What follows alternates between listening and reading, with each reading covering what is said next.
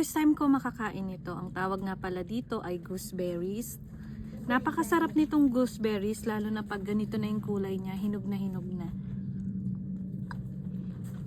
Hi everyone! Sa mga hindi pa nakakaalam, ako nga pala si Marie. Nakatira kami dito sa countryside ng Belgium, malapit sa hangganan ng Netherlands.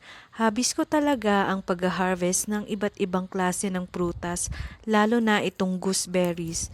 Masasabi kong rare fruit ito at last year ko lang talaga ito natikman. Mabuto nga lang ito at pag ganyan na yung kulay, matamis na siya. Ang lasa nito ay maihahalin tulad ko sa siniguelas. Marami rin palang iba't ibang kulay nito.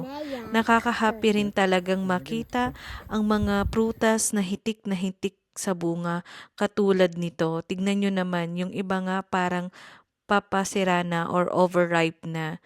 Sobrang sayang maka-experience ng mga prutasan dito sa Belgium at sa the Netherlands. Yan yung mga place ng mga kinukuhaan ko ng iba't ibang prutas.